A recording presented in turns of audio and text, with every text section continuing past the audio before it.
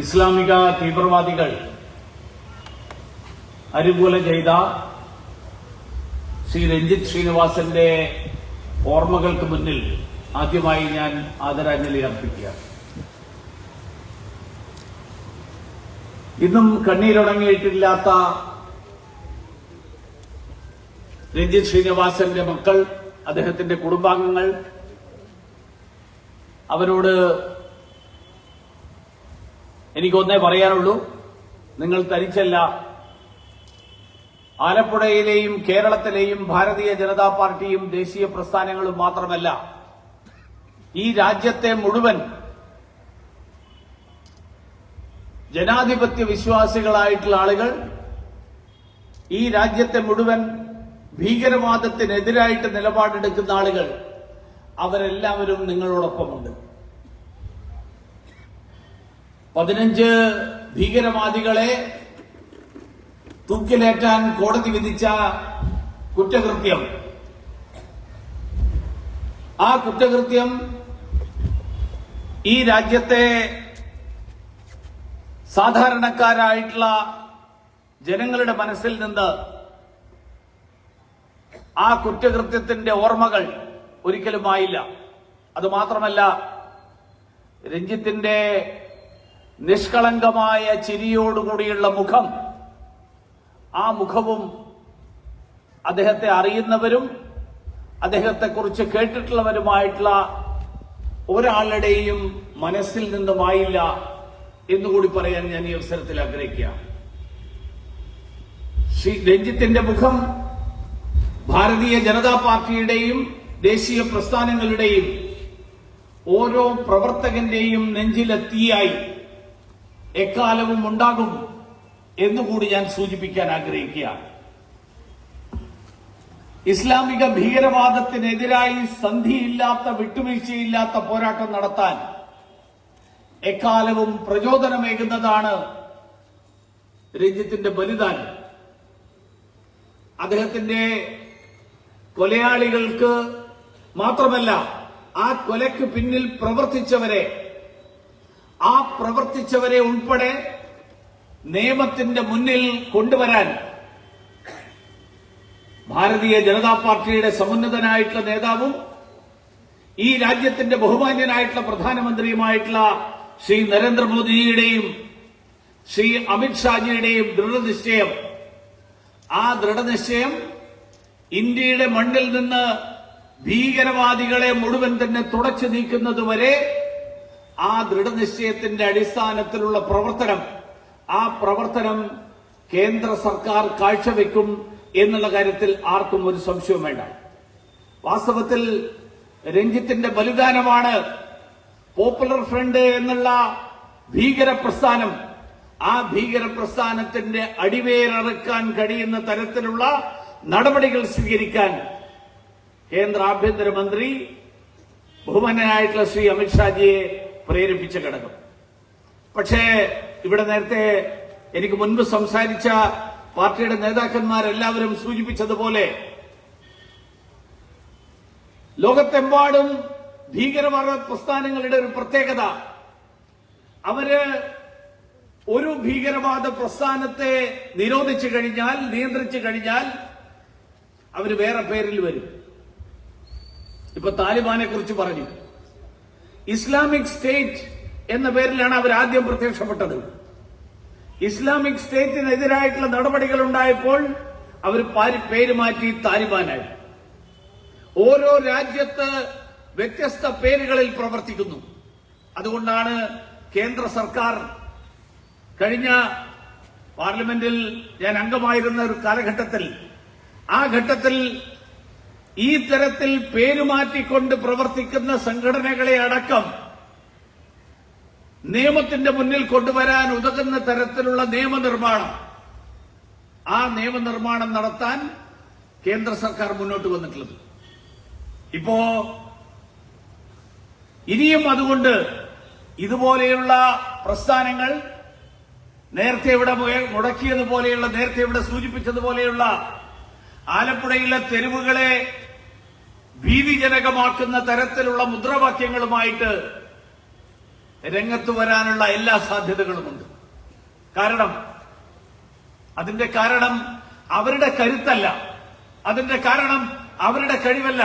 പകരം കേരളത്തിൽ മാറി മാറി ഭരിച്ചുകൊണ്ടിരിക്കുന്ന CPM-ന്റെയും കോൺഗ്രസിന്റെയും നേതൃത്വത്തിലുള്ള മുന്നണികൾ, ആ മുന്നണികൾ ഭീകരവാദത്തോട് സ്വീകരിക്കുന്ന മൃദു സമീപനം, ആ മൃദു സമീപനമാണ് ഇങ്ങനെ പുതിയ പേരുകളിൽ പുതിയ മുദ്രാവാക്യങ്ങളുമായിട്ട് രംഗത്ത് വരാൻ അവർക്ക് ശക്തി നൽകുന്നത്.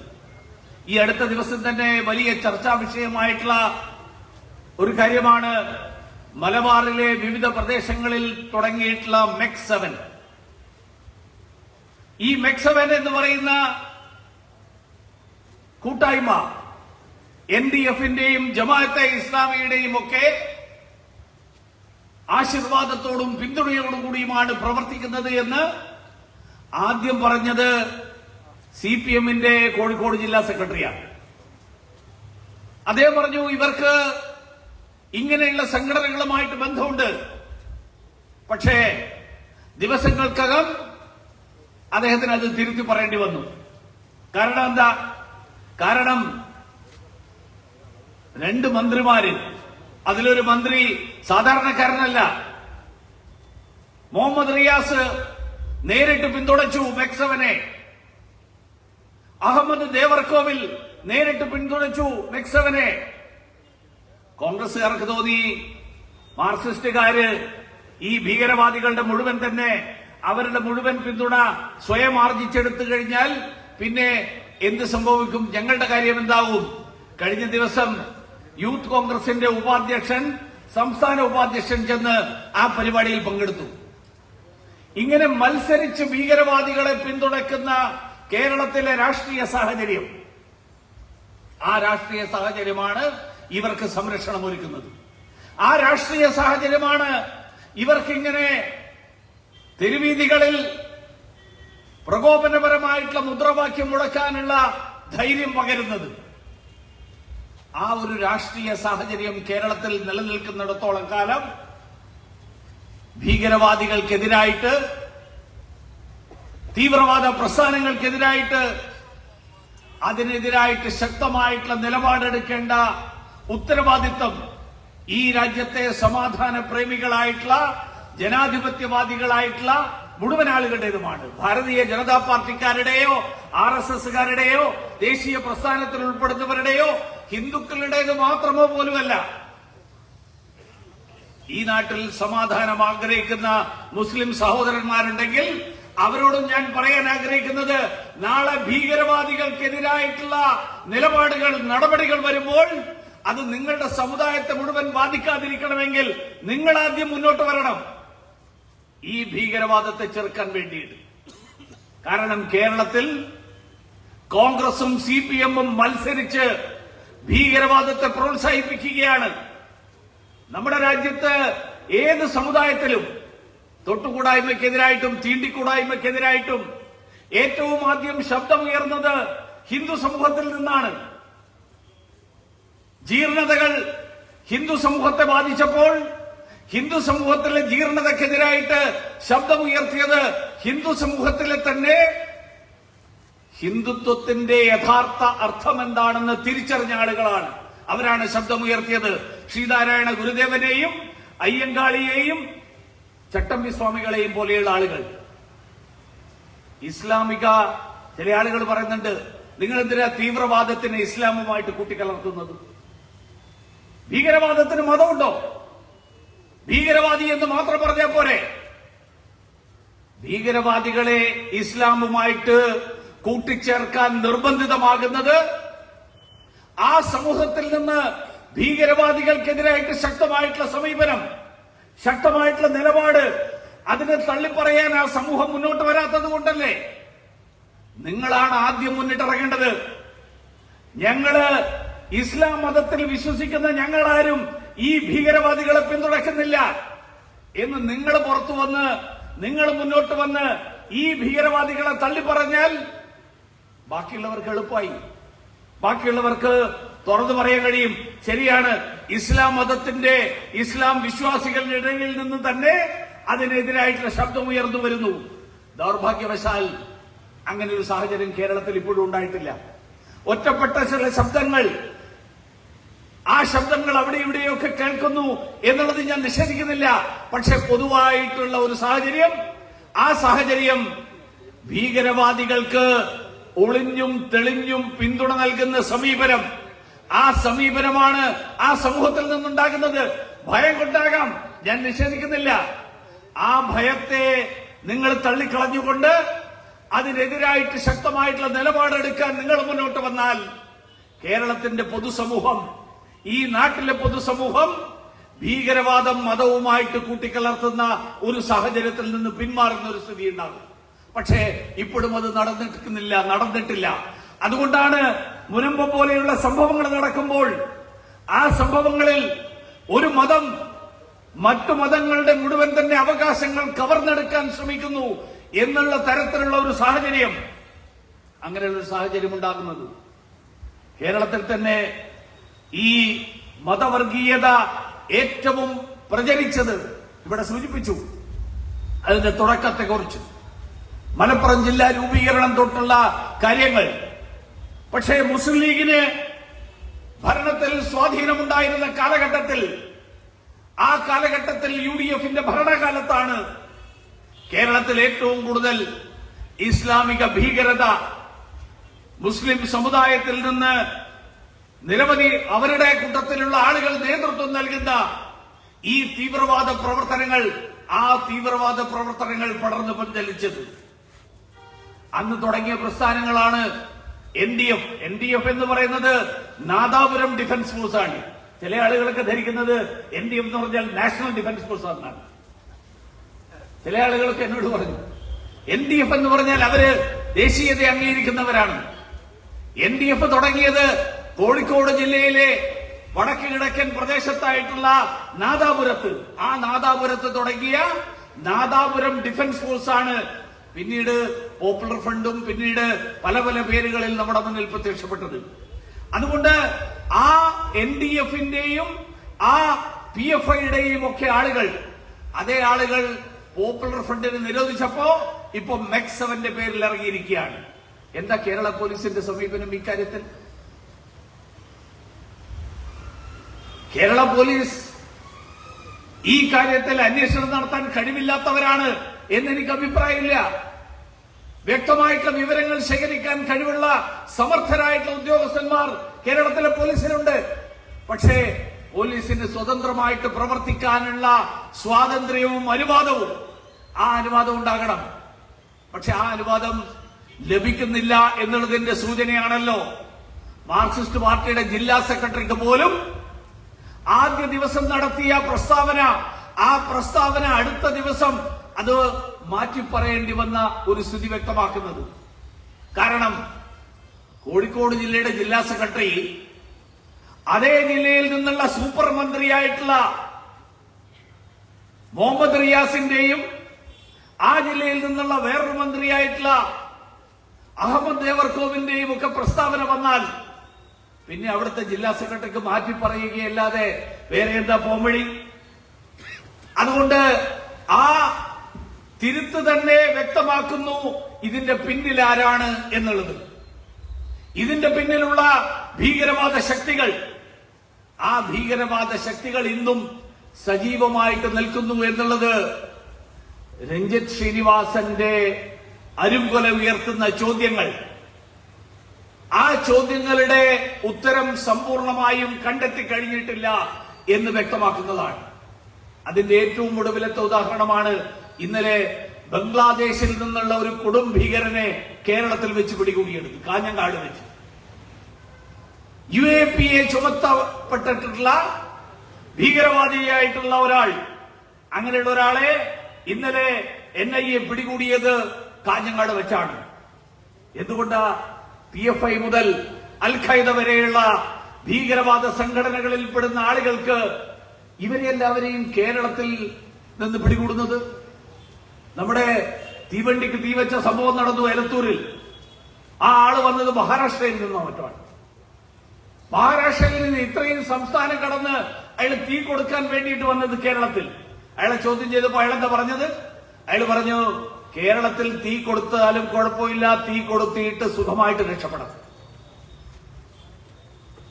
അങ്ങനെയുള്ള ഒരു സാഹചര്യം കേരളത്തിൽ ഭരിക്കുന്നവരും പ്രതിപക്ഷത്തിരിക്കുന്നവരും ഈ കാര്യത്തിൽ ഒറ്റക്കെട്ടാണ്. അങ്ങനെയുള്ള ഒരു സാഹചര്യം, ആ സാഹചര്യം നിൽക്കുന്ന ഒരേ ഒരു സംസ്ഥാനം, അങ്ങനെ ഒരു സംസ്ഥാനമായിട്ട് കേരളം മാറിയിരിക്കുന്നു. ഇസ്ലാമിക് സ്റ്റേറ്റിൽ ചേരാൻ ഏറ്റവും കൂടുതൽ ആളുകൾ ഈ രാജ്യത്ത് വിവിധ സംസ്ഥാനങ്ങൾ എടുത്ത് പരിശോധിച്ചാൽ ആ സംസ്ഥാനങ്ങളിൽ ഏറ്റവും കൂടുതൽ ആളുകൾ ഇസ്ലാമിക് സ്റ്റേറ്റിൽ ചേരാൻ പോയത് കേരളത്തിൽ നിന്നാണ്. അഫ്ഗാനിസ്ഥാന്റെ അതിർത്തിയിൽ ഇന്ത്യൻ സൈന്യവുമായിട്ട് ഏറ്റുമുട്ടി ജീവൻ വെടിഞ്ഞ ആളുകളിൽ ഏറ്റവും കൂടുതൽ ആളുകൾ മലയാളികളുടെ ഇടയിലാണ്. ഇന്ത്യയിൽ നിരവധി സംസ്ഥാനങ്ങളുണ്ട്. മുസ്ലിം സമൂഹത്തിൽപ്പെടുന്ന ആളുകൾ കേരളത്തെക്കാൾ കൂടുതൽ മുസ്ലിം സമൂഹത്തിൽപ്പെടുന്ന ആളുകൾ ജീവിക്കുന്ന സംസ്ഥാനങ്ങൾ ഇന്ത്യയിലുണ്ട്. പക്ഷേ അവിടെ നിന്നല്ല ഏറ്റവും കൂടുതൽ ആളുകൾ നാടിനെതിരായിട്ട്, രാജ്യത്തിനെതിരായിട്ട്, സമാധാനത്തിനെതിരായിട്ട് അക്രമ പ്രവർത്തനങ്ങൾക്ക് നേതൃത്വം നൽകാനായിട്ട് പോകുന്നത്. ആ പോകുന്നത് മുഴുവൻ തന്നെ കേരളത്തിൽ നിന്നാണ്. എന്തുകൊണ്ട് കേരളത്തിൽ നിന്ന് ഈ തരത്തിൽ ഏറ്റവും കൂടുതൽ ആളുകൾ ഈ തരത്തിലുള്ള വിധ്വംസക പ്രവർത്തനങ്ങളിൽ, തീവ്രവാദ പ്രവർത്തനങ്ങളിൽ പങ്കാളികളാകുന്ന ആളുകളെ സംഭാവന ചെയ്യുന്ന സംസ്ഥാനമായിട്ട് കേരളം മാറുന്നു? കാരണം ഭീകരവാദികൾക്ക് സുരക്ഷിത താവളം ഒരുക്കുന്ന കാര്യത്തിൽ, ആ കാര്യത്തിൽ കേരളം ഭരിക്കുന്ന ഇന്നത്തെ ഇടതുപക്ഷം എന്ന് പറയുന്ന CPM നേതൃത്വത്തിലുള്ള മുന്നണി, ഇപ്പൊ പ്രതിപക്ഷത്തിരിക്കുന്ന മുൻകാലങ്ങളിൽ ഭരിച്ചിരുന്ന മുസ്ലിം ലീഗ് കൂടി പങ്കാളിയായിട്ടുള്ള കോൺഗ്രസ് നേതൃത്വം നൽകുന്ന മുന്നണി, ഇവർ രണ്ടുപേരും ഭരിക്കുമ്പോഴും ഈ കാര്യത്തിൽ ഒരു വിട്ടുവീഴ്ചയും ഒരു വ്യത്യാസവും ഇല്ല. അതുമാത്രമല്ല, ഇപ്പോ ഇന്നലെ ഡൽഹിയില് ഷോൺ ഇവിടെ ഇരിക്കുന്നുണ്ട്, ഷോൺ കൊടുത്ത ഒരു കേസ്, നമ്മുടെ മുഖ്യമന്ത്രിയുടെ മകൾ കരിമണൽ കമ്പനിയിൽ നിന്നും സംഭാവന വാങ്ങിയതിനെ കുറിച്ച് അത് സംബന്ധിച്ച് കൊടുത്ത കേസിൽ ഇന്നലെ ഡൽഹി ഹൈക്കോടതിയിൽ നൽകിയ വിവരമനുസരിച്ച് ഇന്നത്തെ മാധ്യമങ്ങളിൽ വാർത്ത വന്നിട്ടുണ്ട്. ആ കരിമണൽ കമ്പനി നൽകിയിട്ടുള്ള വിവിധ ആളുകൾക്ക് നൽകിയിട്ടുള്ള സംഭാവനയിൽ ഭീകരവാദികൾക്കും ഫണ്ട് ചെയ്തിട്ടുണ്ടോ എന്നുള്ള സംശയം, ആ സംശയം അന്വേഷണ ഏജൻസി പ്രകടിപ്പിച്ചിരിക്കുകയാണ്. ആരായി കമ്പനി? ഈ കമ്പനിയുടെ ഷെയർ കേരള ഗവൺമെന്റിനോട് ഷെയറുള്ള കമ്പനിയാണ് KSIDC. 13% ഓഹരി കേരള സർക്കാരിന് പങ്കാളിത്തമുള്ള ഒരു കമ്പനി. ആ കമ്പനി ഭീകരവാദികൾക്കടക്കം ഫണ്ട് ചെയ്യുന്നു എന്ന് അന്വേഷണ ഏജൻസി ഡൽഹി ഹൈക്കോടതി പറയുമ്പോ കേരളത്തിന്റെ സ്ഥിതി എന്താ? മാർക്സിസ്റ്റ് പാർട്ടി ഒരു വശത്ത് ഞങ്ങൾ ഭീകരവാദികൾക്കെതിരായിട്ട് വിട്ടുവീഴ്ചയില്ലാത്ത സമീപനം സ്വീകരിക്കുന്ന ആളുകളാണ് എന്ന് പ്രഖ്യാപിക്കുന്ന മുഖ്യമന്ത്രി, അദ്ദേഹത്തിന്റെ സർക്കാരിന് പങ്കാളിത്തമുള്ള കമ്പനി ഭീകരവാദികൾക്ക് സാമ്പത്തിക സഹായം നൽകിയിട്ടുണ്ടോ എന്നുള്ള സംശയം, എന്നുള്ള വിവരമടക്കം ഇത് സംബന്ധിച്ച് അന്വേഷണം നടത്തുന്ന ഏജൻസി പുറത്തു കൊണ്ടുവരുന്നുണ്ടെങ്കിൽ പിണറായി വിജയൻ കേരളത്തോട് വിശദീകരിക്കണ്ടേ? കേരളത്തിലെ ജനങ്ങളോട് വിശദീകരിക്കണ്ടേ? മകൾക്കും സ്വന്തം മകൾക്കും ഭീകരവാദികൾക്കും ഒരേ കമ്പനി പണം നൽകുന്നത് എന്തിനാണ് എന്നുള്ളത് മുഖ്യമന്ത്രിക്ക് ഒഴിഞ്ഞു മാറാൻ പറ്റുമോ? അത് എന്റെ മകളും ആ കമ്പനിയും തമ്മിലുള്ള ഒരു ബിസിനസ് ഇടപാടാണ് എന്ന് പറഞ്ഞ് ഒഴിഞ്ഞു മാറാൻ എത്ര കാലം സാധിക്കും? മുഖ്യമന്ത്രി വിശദീകരിക്കണം. എന്തുകൊണ്ട് ഈ കമ്പനി, തന്റെ മകൾക്ക് സംഭാവന നൽകുന്ന ഈ കമ്പനി, ഭീകരവാദികൾക്ക് സംഭാവന നൽകുന്ന അതേ കമ്പനി തന്റെ മകൾക്ക് സംഭാവന നൽകുന്നത്, അതിന്റെ പിന്നിലുള്ള ഉദ്ദേശം എന്താണ്? ഞാൻ ആരോപണമൊന്നും നീക്കുന്നില്ല. പക്ഷെ സാധാരണഗതിയിൽ ഭീകരവാദികൾക്ക് സംഭാവന ചെയ്യുന്ന ആളുകൾ, അവര് ആ ഭീകരവാദികൾക്ക് സംഭാവന ചെയ്യുന്നത് പിടിക്കപ്പെടാതിരിക്കാൻ വേണ്ടി അതിന്റെ പേരിൽ ഉണ്ടാകുന്ന പ്രശ്നങ്ങൾ ഉണ്ടാകുമ്പോൾ സംരക്ഷണം കിട്ടാൻ വേണ്ടി ആ സംരക്ഷണം നൽകാൻ കഴിവുള്ള ആളുകൾക്കും സംഭാവന കൊടുക്കും. അപ്പൊ ഭീകരവാദികൾക്ക് സംഭാവന നൽകുന്ന കമ്പനി, ആ കമ്പനിയുടെ സംരക്ഷണത്തിന് വേണ്ടിയാണോ മുഖ്യമന്ത്രിയുടെ മകൾക്ക് സംഭാവന നൽകിയിട്ടുള്ളത് എന്നുള്ള കാര്യം, അതിന്റെ പേരിൽ ഏത് തരത്തിലുള്ള സംരക്ഷണമാണ് കേരളത്തിന്റെ മുഖ്യമന്ത്രി ഭീകരവാദികൾക്ക് സംഭാവന നൽകുന്ന കമ്പനിക്ക് നൽകിയിട്ടുള്ളത് എന്നുള്ള കാര്യം കേരളത്തിലെ ജനങ്ങളോട് വിശദീകരിക്കാനുള്ള ഉത്തരവാദിത്തം, ആ ഉത്തരവാദിത്തം സംസ്ഥാന മുഖ്യമന്ത്രിക്കുണ്ട്. കാരണം കേരളം നിരവധി ജീവനുകൾ, നിരപരാധികളായിട്ടുള്ള നിഷ്കളങ്കരായിട്ടുള്ള ചെറുപ്പക്കാർ, ഈ നാടിന് വലിയ സംഭാവനകൾ നൽകാൻ കഴിയുന്ന ചെറുപ്പക്കാർ, അങ്ങനെയുള്ള ആളുകൾ, ആ ആളുകളുടെ ജീവൻ നഷ്ടപ്പെടാൻ ഇടയായിട്ടുള്ള ഭീകരവാദ പ്രവർത്തനമാണ് കഴിഞ്ഞ കുറെ കാലങ്ങളായിട്ട് കേരളത്തിൽ നടന്നിട്ടുള്ളത്. രഞ്ജിത്ത് ശ്രീനിവാസന്റെ, പാലക്കാട്ട് ശ്രീനിവാസന്റെ, കൃഷ്ണപുരത്ത് മനോജിന്റെ, മഹാരാജാസിലെ അഭിമന്യുവിന്റെ, നമ്മുടെ ചേർത്തലയിലെ നന്ദുവിന്റെ, വയലാറിലെ ഉൾപ്പെടെ നിരവധി ആളുകൾ, അങ്ങനെയുള്ള നിരവധി ആളുകളുടെ ജീവൻ, ആ ജീവൻ നഷ്ടപ്പെടാൻ ഇടയായിട്ടുള്ള ഭീകരവാദികൾ, ആ ഭീകരവാദികൾക്ക് സംരക്ഷണം നൽകുന്ന കമ്പനിയായിട്ട് കേരള സർക്കാരിന് കൂടി പങ്കാളിത്തമുള്ള ഒരു കമ്പനി മാറിയിട്ടുണ്ടെങ്കിൽ അതൊരു ചെറിയ കാര്യമല്ല, അതൊരു നിസ്സാര കാര്യമായിട്ടുള്ള കാര്യമല്ല. ജോസഫ് മാഷയുടെ കൈപ്പത്തി വെട്ടിമാറ്റിയ സംഭവങ്ങൾ നമ്മുടെ നാട്ടിൽ നടന്നത്, അതിൽ നിന്ന് നമ്മൾ പാഠം ഉൾക്കൊള്ളാത്തത് കൊണ്ടാണ് ആദ്യഘട്ടത്തിൽ കൈപ്പത്തി മാത്രമാണ് നഷ്ടപ്പെട്ടതെങ്കിൽ അതിനുശേഷം അവർക്ക് ജീവൻ തന്നെ നഷ്ടപ്പെടുന്ന സാഹചര്യമുണ്ടായി. കാരണം ഈ ഭീകരവാദികൾക്ക് വെള്ളവും വളവും നൽകി അവരെ സംരക്ഷിച്ചത് ഈ കേരളം ഭരിച്ച ഈ രണ്ട് മുന്നണികളുമാണ്, കോൺഗ്രസിന്റെയും CPM-ന്റെയും നേതൃത്വത്തിലുള്ള മുന്നണികൾ. ഇത് തന്നെയാണ് ഈ കഴിഞ്ഞ ദിവസങ്ങളിൽ ബഹുമാന്യനായിട്ടുള്ള പ്രധാനമന്ത്രിയും ആഭ്യന്തരമന്ത്രിയും പാർലമെന്റിലെ ചർച്ചകൾക്കിടയിൽ ചൂണ്ടിക്കാണിച്ചത്. ഭരണഘടനയുടെ 75 വർഷം ആഘോഷിക്കുന്ന ഈ സന്ദർഭത്തിൽ പാർലമെന്റിൽ നടന്ന ചർച്ചകളിൽ ഇസ്ലാമിക മതമൗലികവാദത്തെ പ്രോത്സാഹിപ്പിക്കാൻ വേണ്ടിയിട്ട് ഇന്ത്യൻ ഭരണഘടനയെ തന്നെ അട്ടിമറിച്ചവരാണ് കോൺഗ്രസും അവർക്ക് പിന്തുണ നൽകിക്കൊണ്ട് CPM-ഉം ചെയ്തിട്ടുള്ളത്. അതുകൊണ്ടാണ് ഷാബാനു കേസിലെ കോടതി ഉത്തരവ്, ആ കോടതി ഉത്തരവ് അട്ടിമറിച്ചുകൊണ്ട് കോൺഗ്രസ് ഇവിടെ ശരീഅത്ത് നിയമം പ്രാവർത്തികമാക്കാൻ വേണ്ടിയിട്ടുള്ള, അതിനു വേണ്ടിയിട്ടുള്ള തുടക്കമാണ് ഇട്ടത്. സുപ്രീം കോടതി വിവാഹമോചിതയായിട്ടുള്ള മുസ്ലിം സ്ത്രീക്ക് ജീവനാംശത്തിന് അർഹതയുണ്ട് എന്ന് വിധിച്ച ഷാബാനു കേസിലെ വിധി, ആ വിധി അട്ടിമറിക്കാൻ വേണ്ടിയിട്ടുള്ള തീരുമാനം പാർലമെന്റിനെ ഉപയോഗിച്ചുകൊണ്ട് കൊണ്ടുവന്നത് കോൺഗ്രസിന്റെ ഭരണകാലത്താണ്, രാജീവ് ഗാന്ധിയുടെ ഭരണകാലത്താണ്. അതുകൊണ്ട് തന്നെയാണ് നരേന്ദ്രമോദി സർക്കാരിന്റെ കാലത്ത് ട്രിപ്പിൾ തലാഖ്, മുത്തലാഖ് നിയമത്തെ, ആ നിയമത്തിനെതിരായിട്ട് കോൺഗ്രസ് നിലപാടെടുക്കുന്നത്. അതുകൊണ്ടാണ് CPM അതിനെതിരായിട്ട് നിലപാടെടുക്കുന്നത്.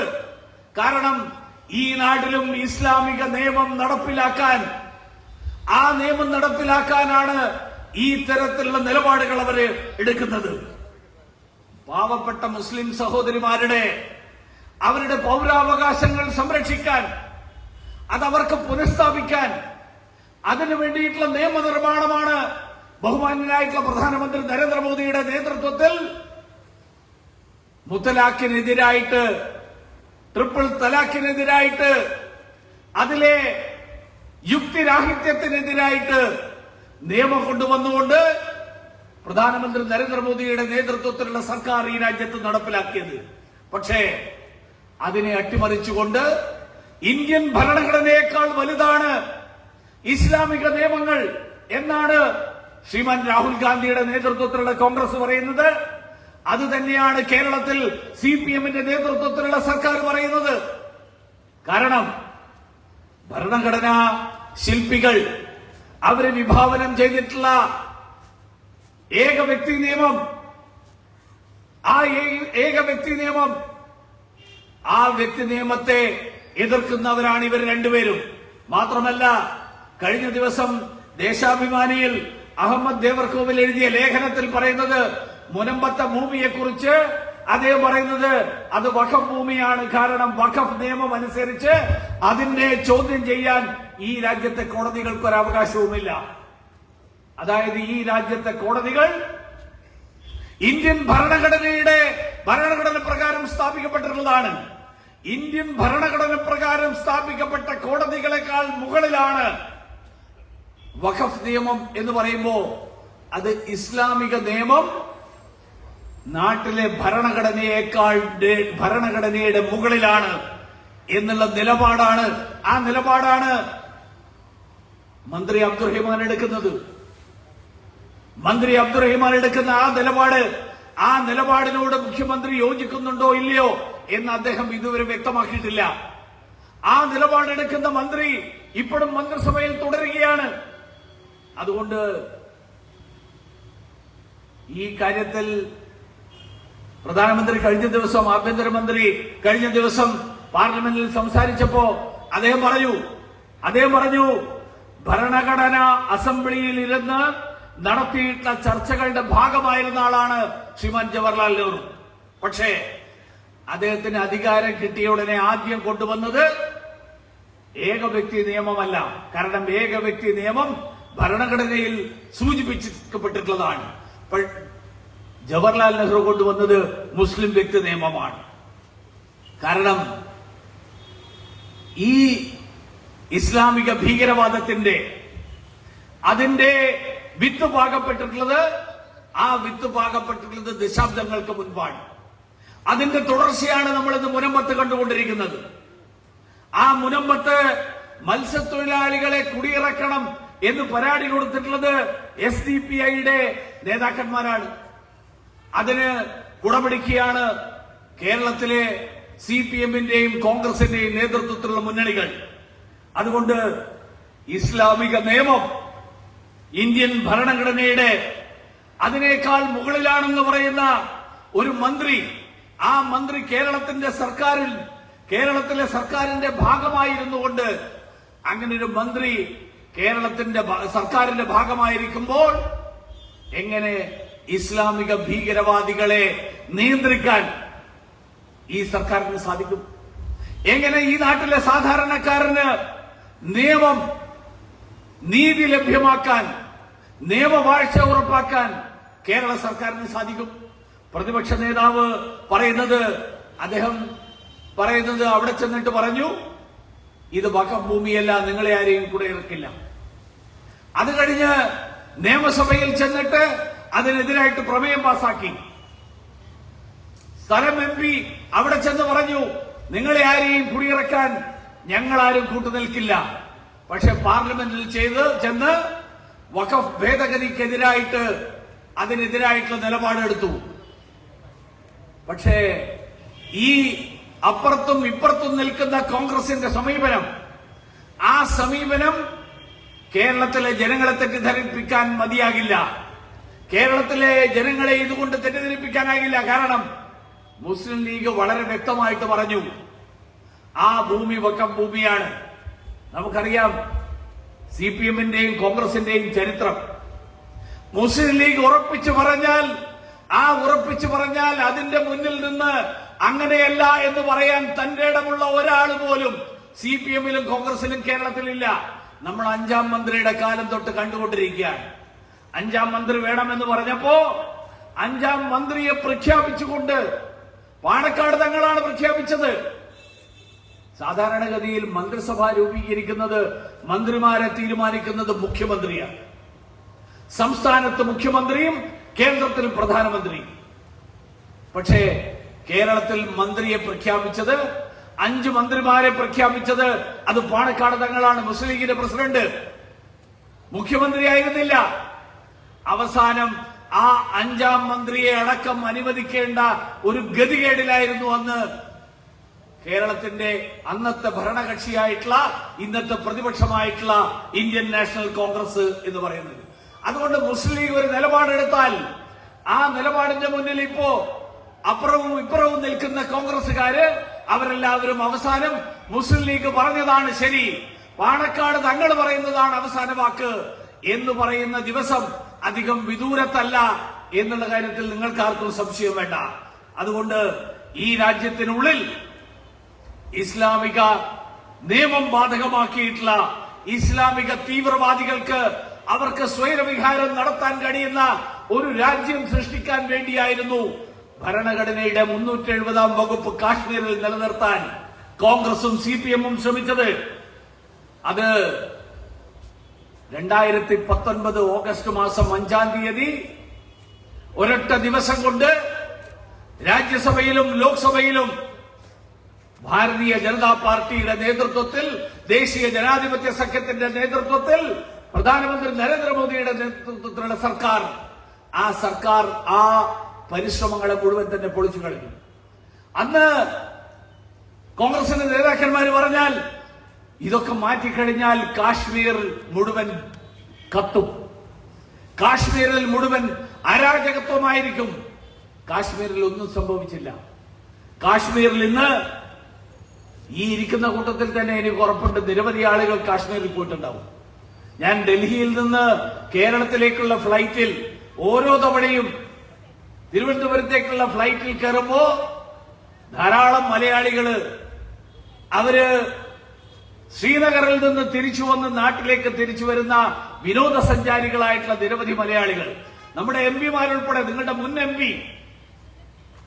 അദ്ദേഹം കാശ്മീരിൽ പോയി തിരിച്ചു വന്നിറങ്ങിയപ്പോ അന്ന് ഞാൻ എയർപോർട്ടിലുണ്ടായിരുന്നു. ഞാൻ ചോദിച്ചു, എങ്ങനെയുണ്ട് പാർലമെന്റിൽ പറയുന്നത് പോലെ അല്ലല്ലോ സാഹചര്യം. അദ്ദേഹത്തിന് ഒരു വാക്കും പറയാനില്ലായിരുന്നു. കാരണം പറഞ്ഞു കഴിഞ്ഞാൽ കുഴപ്പമാണ്, പറയാതിരിക്കാനും പറ്റില്ല. അതുകൊണ്ട് അദ്ദേഹം മിണ്ടിയില്ല. AM ആരിഫ് കാശ്മീരിൽ പോയി അദ്ദേഹത്തോട് സ്വകാര്യമായിട്ട് ആരെങ്കിലും സംസാരിച്ചാൽ അദ്ദേഹം പറയും, നമ്മൾ പ്രചരിപ്പിച്ചതുപോലെയല്ല കാശ്മീരിലെ സ്ഥിതി. കാരണം കാശ്മീർ ഏറ്റവും കൂടുതൽ, അതായത് ഭരണഘടനയുടെ 370 വകുപ്പുണ്ടായിരുന്ന കാലഘട്ടം മുഴുവൻ എടുത്തു കഴിഞ്ഞാൽ ആ കാലത്ത് അവിടെ ഉണ്ടായിട്ടുള്ള നിക്ഷേപം 12,000 കോടിയുടെ നിക്ഷേപമാണ്, വിദേശ നിക്ഷേപം. ഈ കഴിഞ്ഞ 5 വർഷക്കാലത്തിനിടയിൽ 93,000 കോടിയുടെ വിദേശ നിക്ഷേപമാണ് കാശ്മീരിൽ ഉണ്ടായിട്ടുള്ളത്. അവിടെ തൊഴിലവസരങ്ങൾ അതിന്റെ ഫലമായിട്ടുണ്ടായി. നമ്മുടെ യൂസഫ് അലി ഉൾപ്പെടെ കാശ്മീരിലെ ആപ്പിൾ UAE-യിലേക്ക്, ദുബായിലേക്ക് കയറ്റുമതി ചെയ്യുകയാണ്. കാശ്മീരിലെ കുങ്കുമം ലോക മാർക്കറ്റിലെത്തുന്നു.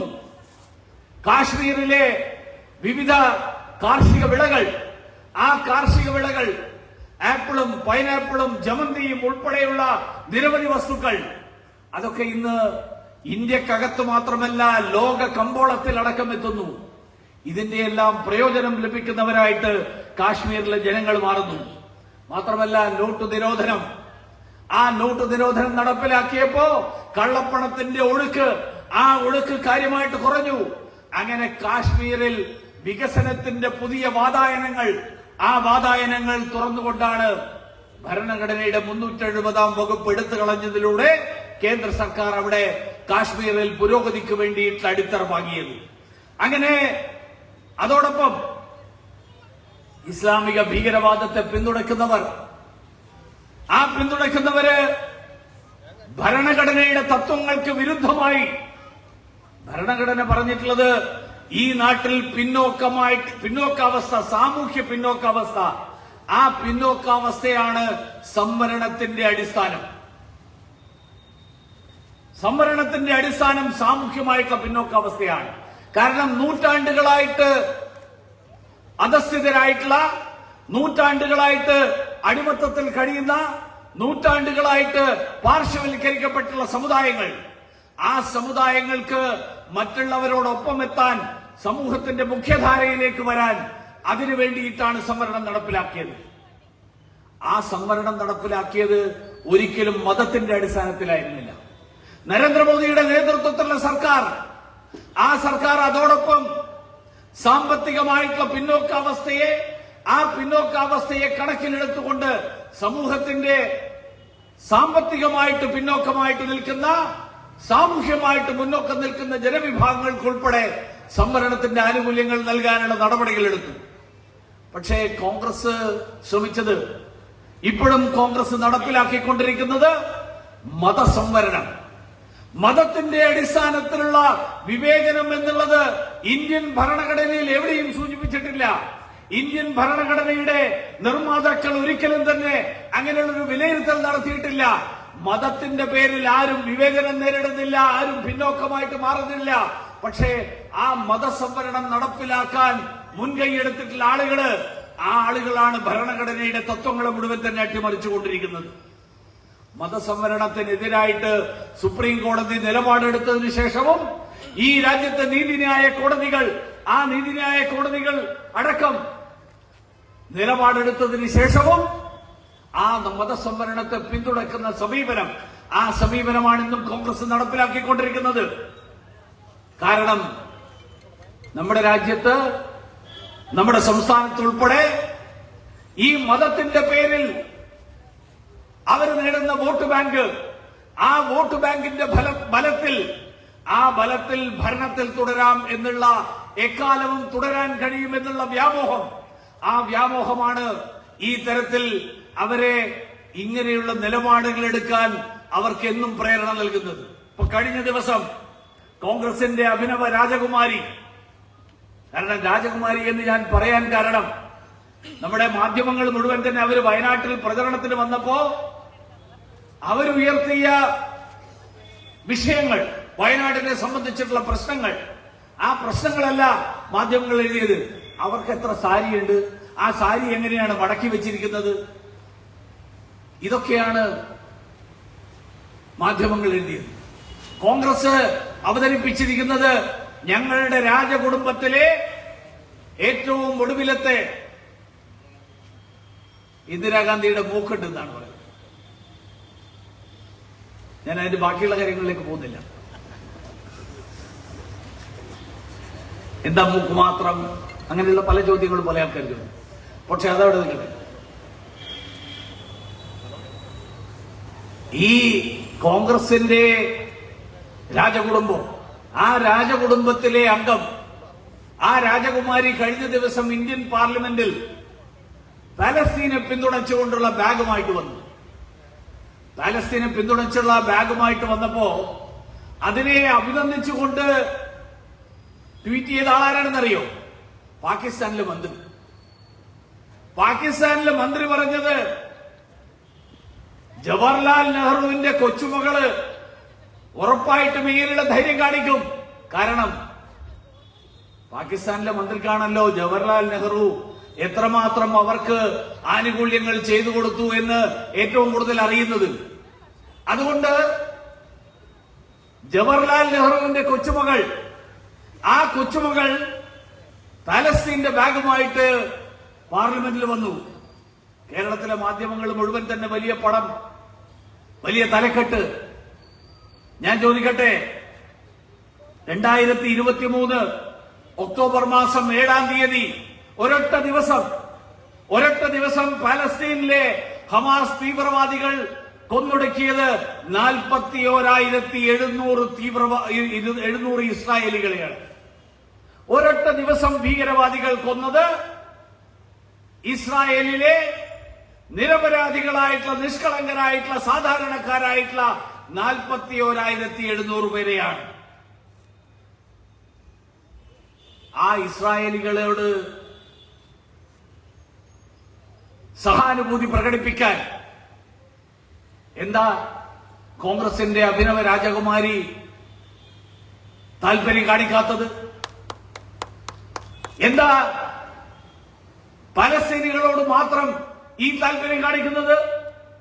ഇസ്രായേലി പെൺകുട്ടികളെ മൃഗങ്ങളെപ്പോലെ ബലാത്സംഗം ചെയ്ത് ട്രക്കുകളിൽ കയറ്റി പോകുന്ന ദൃശ്യം, ആ ദൃശ്യം ലോകം മുഴുവൻ കണ്ടിട്ടുണ്ട്. മൃഗങ്ങൾ പോലും ചെയ്യാത്ത ക്രൂരത, ആ ക്രൂരതയാണ് ഇസ്രായേലി പെൺകുട്ടികളോട് ഹമാസ് ഭീകരവാദികൾ കാണിച്ചത്. പക്ഷെ ആ ഹമാസ് ഭീകരവാദികളെ പിന്തുണച്ചുകൊണ്ട് കേരളത്തിന്റെ തെരുവീഥികളിൽ പ്രകടനം നടത്താൻ കൂടുനിന്നത്, അതിന് സംരക്ഷണം നൽകിയത് കേരളത്തിന്റെ ഭരണപക്ഷവും പ്രതിപക്ഷത്തും നിൽക്കുന്ന ആളുകളാണ്. എന്തുകൊണ്ട്? ഇസ്രായേലിലെ പെൺകുട്ടികള്, ആ പെൺകുട്ടികൾക്കും മനുഷ്യാവകാശങ്ങളില്ലേ? അവർക്കും മാനമില്ലേ? അവർക്കും ജീവിക്കാനുള്ള അവകാശമില്ലേ? ഇസ്രായേലി പെൺകുട്ടികളെ തട്ടിക്കൊണ്ടുപോയി ലൈംഗിക അടിമകളാക്കി വെച്ചുകൊണ്ടിരിക്കുന്ന സാഹചര്യം, ആ സാഹചര്യം ഇന്നും നിലനിൽക്കുന്നു.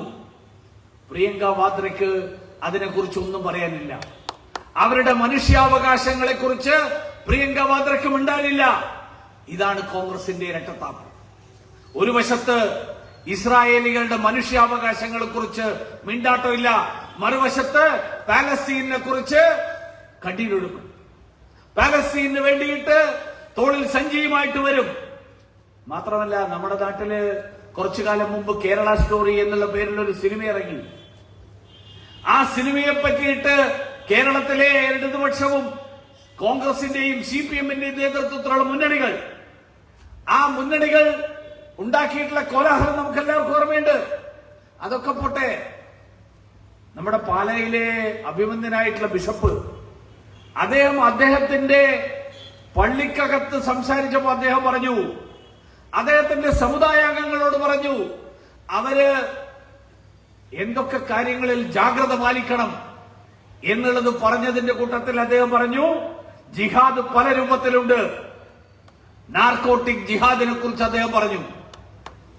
നാർക്കോട്ടിക് ജിഹാദിനെ കുറിച്ച് പറഞ്ഞപ്പോ അന്ന് ആ പള്ളി അരമനയിലേക്ക് പ്രകടനം നയിച്ച ആളുകൾ ആരൊക്കെയായിരുന്നു നമുക്കറിയാം. അതിന് പിന്തുണ നൽകിയ ആളുകൾ ആരൊക്കെയായിരുന്നു എന്നറിയാം. അതിന് സംരക്ഷണം നൽകിയ ആളുകൾ ആരൊക്കെയാണെന്ന് പറയാം. ഒരു കാര്യം മാത്രം ഞാൻ സൂചിപ്പിക്കാൻ ആഗ്രഹിക്കുകയാണ്. അതുകൊണ്ട് അങ്ങനെയുള്ള ഭീകരവാദികളെ ആരൊക്കെ പിന്തുണച്ചാലും ശരി, ആ ഭീകരവാദികളോട് നരേന്ദ്രമോദി സർക്കാരിന്റെ നയം, ആ നയം ഭീകരവാദികളോടുള്ള അങ്ങേയറ്റത്തെ അസഹിഷ്ണുത, സീറോ ടോളറൻസ് എഗെയിൻസ്റ്റ് ടെററിസം, ഭീകരവാദികളോട് സന്ധിയില്ലാത്ത, വിട്ടുവീഴ്ചയില്ലാത്ത സമീപനം, ആ സമീപനമാണ് നരേന്ദ്രമോദി സർക്കാരിന്റെ നിലപാട്. അതുകൊണ്ട് രാജ്യത്തിനെതിരായിട്ട്, രാജ്യത്തെ ജനങ്ങൾക്കെതിരായിട്ട് ആയുധമെടുക്കുന്നവരെ അടിച്ചമർത്തുക തന്നെ ചെയ്യും എന്നുള്ള കാര്യത്തിൽ ഒരു സംശയവും ആർക്കും വേണ്ട. അത് നരേന്ദ്രമോദി സർക്കാരിന്റെ നയമാണ്. ആ കാര്യത്തിൽ ഒരടി പോലും പിന്നോട്ട് പോകാൻ നരേന്ദ്രമോദി നേതൃത്വം നൽകുന്ന സർക്കാർ, ആ സർക്കാർ ഒരടി പോലും പിന്നോട്ട് പോകില്ല. അതുകൊണ്ട് ബഹുമാന്യനായിട്ടുള്ള ആഭ്യന്തരമന്ത്രി അമിത്ഷാജി നിരവധി തവണ ഈ കാര്യം വളരെ വ്യക്തമായിട്ട് സൂചിപ്പിച്ചിട്ടുണ്ട്. ഭീകരവാദികളോടുള്ള നിലപാടിന്റെ കാര്യത്തിൽ ദേശീയ ജനാധിപത്യ സഖ്യത്തിന്റെ സർക്കാരിന്റെ നിലപാട്, ചിലർക്കൊക്കെ സംശയം ഉണ്ടായിരുന്നു, 240 സീറ്റായപ്പോ നരേന്ദ്രമോദിയുടെ നട്ടലിന്റെ ബലം കുറച്ച് കുറയും. ചില ആളുകളൊക്കെ പറഞ്ഞല്ലോ, ഇവിടെ കേരളത്തിലെ ചാനൽ ചർച്ചകളിലൊക്കെ ആ തെരഞ്ഞെടുപ്പ് കഴിഞ്ഞപ്പോ നടന്ന ചർച്ചയിൽ മുഴുവൻ വന്നതെന്താ, ഇനി നരേന്ദ്രമോദിക്ക് പഴയതുപോലെയൊന്നും മുന്നോട്ട് പോകാൻ പറ്റില്ല. കാരണം 303 283 സീറ്റില്ല, 240 സീറ്റേ ഉള്ളൂ. പക്ഷേ അതിനുശേഷമാണ് വഖഫ് ഭേദഗതി നിയമം വന്നിട്ടുള്ളത്. അതിനുശേഷമാണ് ഇപ്പോ വൺ നേഷൻ വൺ ഇലക്ഷൻ നിയമം, ആ നിയമം അവതരിപ്പിക്കപ്പെട്ടിട്ടുള്ളത്. ചില ആളുകൾ ഇപ്പൊ പറയുന്നത് എന്താ, അവതരിപ്പിച്ചു, പാസ്സാക്കാനുള്ള ഭൂരിപക്ഷം ഇല്ല. പണ്ട് എനിക്ക് ഓർമ്മയുണ്ട്, ഞാൻ പാർലമെന്റിലുണ്ടായിരുന്ന കാലത്ത് ഇതുപോലത്തെ പല നിയമങ്ങളുടെയും കാര്യത്തിൽ, ഭരണഘടനയിലെ 370-ാം വകുപ്പിന്റെ ഉൾപ്പെടെയുള്ള കാര്യത്തിൽ കോൺഗ്രസ്സുകാർ പറഞ്ഞിരുന്നത്, ഇതൊക്കെ പ്രസംഗിക്കാൻ പറ്റും, പക്ഷെ നടപ്പിലാക്കാൻ പറ്റില്ല. അതിനുള്ള ഭൂരിപക്ഷം, ഭരണഘടന ഭേദഗതി ചെയ്യാനുള്ള ഭൂരിപക്ഷം BJPക്ക് പാർലമെന്റിലില്ല. പക്ഷേ കാശ്മീരുകാരനായിട്ടുള്ള ഗുലാം നബി ആസാദ് പ്രതിപക്ഷ നേതാവായിരുന്ന അന്നത്തെ കാലത്ത് എനിക്ക് ഓർമ്മയുണ്ട്, ആ ദിവസം ഗുലാം നബി ആസാദിന്റെ മുഖം എങ്ങനെ വിളറി വെളുത്തു എന്ന്. കാരണം ഗുലാം നബി ആസാദ് മുൻനിരയിൽ ഇരിക്കുന്നു, പ്രതിപക്ഷ നേതാവ് കാശ്മീർകാരനാണ്. അദ്ദേഹത്തിന്റെ ചീഫ് വിപ്പ് ഭുവനേശ്വർ കലിത, അദ്ദേഹത്തിന്റെ സീറ്റ് തൊട്ട് പിന്നിലാണ്. പാർലമെന്റ് തുടങ്ങിയപ്പോ അന്നത്തെ ഉപരാഷ്ട്രപതി, രാജ്യസഭയുടെ ചെയർമാൻ, ആ രാജ്യസഭയുടെ ചെയർമാൻ ശ്രീ വെങ്കയ്യ നായിഡുജി രാജ്യസഭയിൽ വന്ന് ആദ്യം പ്രഖ്യാപിച്ചത്, എനിക്കൊരു പ്രഖ്യാപനം നടത്താനുണ്ട്. കോൺഗ്രസിന്റെ ചീഫ് വിപ്പായിരുന്ന ഭുവനേശ്വർ കലിത രാജ്യസഭാംഗത്വം രാജിവെച്ച കത്ത് എനിക്ക് തന്നിട്ടുണ്ടെന്നാണ്. ഗുലാം നബി ആസാദ് തിരിഞ്ഞു നോക്കിയപ്പോഴാണ് ആ സീറ്റിൽ ഇരിക്കേണ്ട ആൾ അവിടെ ഇല്ല എന്ന് മനസ്സിലായത്. കാരണം അദ്ദേഹം കൊടുത്ത വിപ്പ്, ആ വിപ്പ് അതോടുകൂടി അസാധുവായി. അതുകൊണ്ട് കോൺഗ്രസുകാര് നരേന്ദ്രമോദിയെ ഇനിയും മനസ്സിലാക്കിയിട്ടില്ല. നരേന്ദ്രമോദി ഒരു കാര്യം തീരുമാനിച്ചു കഴിഞ്ഞാൽ ആ തീരുമാനിച്ചത് 100% നടപ്പിലാക്കുന്നത് വരെ ആ നിലപാടിനോടൊപ്പം നിന്ന് നടപ്പിലാക്കുന്ന ആളാണ്, അത് ഏത് കാര്യത്തിലാണെങ്കിലും. അതുകൊണ്ട് നരേന്ദ്രമോദി പറഞ്ഞിട്ടില്ല അടുത്ത തെരഞ്ഞെടുപ്പ് മുതൽ 1 നേഷൻ 1 പോൾ വരുമെന്ന്. നരേന്ദ്രമോദി സർക്കാർ ഇപ്പൊ കൊണ്ടുവന്നിരിക്കുന്ന നിയമത്തിൽ പറഞ്ഞിരിക്കുന്നത് 2034 തെരഞ്ഞെടുപ്പുകൾ, ലോക്സഭയുടെയും നിയമസഭയുടെയും തെരഞ്ഞെടുപ്പുകൾ ഒരുമിച്ച് നടക്കും. ആർക്കും സംശയം വേണ്ട, അതുവരെ നരേന്ദ്രമോദിയുടെ നേതൃത്വത്തിൽ, ഭാരതീയ ജനതാ പാർട്ടിയുടെ നേതൃത്വത്തിൽ, ദേശീയ ജനാധിപത്യ സഖ്യത്തിന്റെ നേതൃത്വത്തിലുള്ള സർക്കാർ, ആ സർക്കാർ ഈ രാജ്യത്ത് ഭരിക്കും. അതുകൊണ്ടാണ് ഇന്നലെ അമിത്ഷാജി ഖർഗെജിയോട് പറഞ്ഞത്, മല്ലികാർജുൻ ഖർഗെ പറഞ്ഞത്, അമിത്ഷാ രാജിവെക്കണം. അമിത്ഷാജി പറഞ്ഞു, ഞാൻ രാജിവെക്കാം, പക്ഷെ രാജിവെച്ചത് കൊണ്ട് നിങ്ങളുടെ കാര്യത്തിൽ ഒരു വ്യത്യാസം വരില്ല. ഇനിയും 15 കൊല്ലം നിങ്ങൾ അവിടെ തന്നെയായിരിക്കുള്ളൂ പ്രതിപക്ഷത്ത്. അതുകൊണ്ട് ഇസ്ലാമിക ഭീകരവാദത്തോട് വിട്ടുവീഴ്ചയില്ലാത്ത സമീപനം, ആ സമീപനം നരേന്ദ്രമോദി സർക്കാരിന്റെ ആ നിലപാട് ഒരു വിട്ടുവീഴ്ചയുമില്ലാതെ മുന്നോട്ട് പോകും. രഞ്ജിത്ത് ശ്രീനിവാസന്റെ ബലിദാനം, ആ ബലിദാനം എന്നും വേദനിപ്പിക്കുന്ന ഒരു കാര്യമാണ്. പക്ഷേ അതുകൊണ്ട് തന്നെ അതിന് കാരണക്കാരായിട്ടുള്ള ആളുകളോട് ഒരു തരത്തിലുള്ള ദയാവായ്പും ഉണ്ടാകില്ല എന്നുകൂടി സൂചിപ്പിക്കാൻ ഞാൻ ഈ അവസരത്തിൽ ആഗ്രഹിക്കുകയാണ്. ഇസ്ലാമിക ഭീകരവാദത്തിന്റെ അടിവേരിറക്കുക എന്നുള്ളത് ദേശീയ ജനാധിപത്യ സഖ്യത്തിന്റെയും സർക്കാരിന്റെ നിലപാടാണ്. അത് പൂർണ്ണമായും യാഥാർത്ഥ്യമാക്കുമ്പോഴാണ് രഞ്ജിത്ത് ശ്രീനിവാസനോടൊപ്പം പ്രവർത്തിച്ച നമുക്കെല്ലാവർക്കും നീതി ലഭിച്ചു എന്ന് തോന്നുക.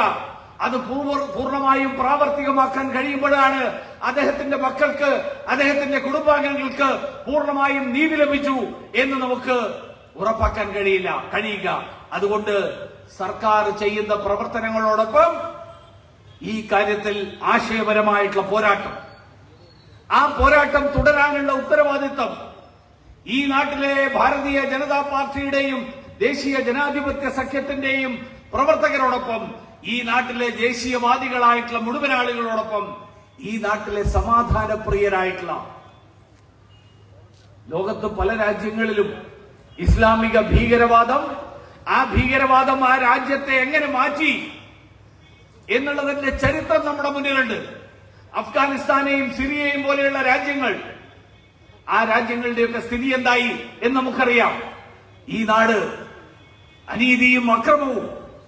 അനീതിയെയും അക്രമത്തിനെയും ഭയമില്ലാതെ തുറന്നെതിർക്കുന്ന സമീപനം, ആ സമീപനം സ്വീകരിക്കാൻ ഈ നാട്ടിലെ ജനങ്ങൾ ഒറ്റക്കെട്ടായിട്ട് ഒരുമിച്ച് അണിനിരക്കണം. അതിലൂടെയാണ് ഭീകരവാദത്തിന്റെ അടിവേരിറക്കാൻ സാധിക്കുക എന്ന് മാത്രം സൂചിപ്പിച്ചുകൊണ്ട് ഞാൻ എന്റെ വാക്കുകൾ അവസാനിപ്പിക്കുന്നു. എല്ലാവർക്കും നമസ്കാരം. ഈ യോഗത്തെ അഭിസംബോധന ചെയ്തുകൊണ്ട് സംസാരിക്കാൻ പാർട്ടിയുടെ സംസ്ഥാന സമിതി അംഗം പ്രിയപ്പെട്ട ഷോൺ ജോർജ് അവരുടെ ആദരപൂർവ്വം ക്ഷണിക്കുകയാണ്.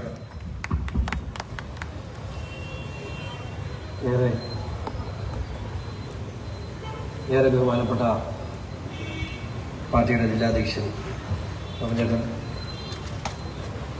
ഈ യോഗം ഉദ്ഘാടനം ചെയ്ത പാർട്ടിയുടെ ദേശീയ കൗൺസിൽ അംഗവും